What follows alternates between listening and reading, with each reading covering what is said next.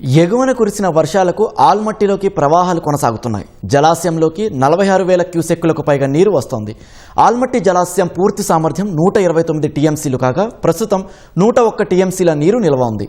గత ఏడాది ఇదే రోజు కంటే నీరు స్వల్పంగా ఎక్కువగానే ఉంది. ప్రస్తుతం ఆల్మట్టి నుంచి దిగువకు 16,000 క్యూసెక్కులకు పైగా నీటిని వదులుతున్నారు. నారాయణపూర్ జలాశయం పూర్తి సామర్థ్యం 37 టీఎంసీలు కాగా ప్రస్తుతం 24 టీఎంసీలు పైగా నీరు ఉంది.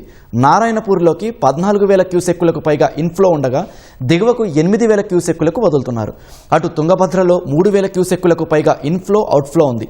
జలాశయ పూర్తి సామర్థ్యం 105 టీఎంసీలు కాగా ప్రస్తుతం 25 టీఎంసీల నీరు ఉంది. శ్రీశైలంలోకి ప్రస్తుతం ఎలాంటి ప్రవాహాలు లేవు. సామర్థ్యం 215 టీఎంసీలు కాగా ప్రస్తుతం 41 టీఎంసీల నీరు ఉంది. నాగార్జున సాగర్ పూర్తి సామర్థ్యం 312 టీఎంసీలు కాగా ప్రస్తుతం 137 టీఎంసీల నీరు ఉంది. గోదావరిపై ఉన్న శ్రీరామ్ సాగర్ పూర్తి సామర్థ్యం 80 టీఎంసీలు కాగా ప్రస్తుతం 17 టీఎంసీలకు పైగా నీరు ఉంది. జలాశయంలోకి 2,000 క్యూసెక్కులకు పైగా నీరు వస్తోంది. ఎల్లంపల్లి పూర్తి సామర్థ్యమైన 20 టీఎంసీలకు గాను ప్రస్తుతం 7 టీఎంసీలకు పైగా నీరు ఉంది. ప్రాణహిత జలాలు కలిసిన తర్వాత మేడిగడ్డ వద్ద 16,000 క్యూసెక్కుల ప్రవాహం ఉంది. సమ్మక్క బ్యారేజీ వద్ద 33,000 క్యూసెక్కులకు పైగా, సీతమ్మ సాగర్ వద్ద 21,000 క్యూసెక్కులకు పైగా ప్రవాహం ఉంది.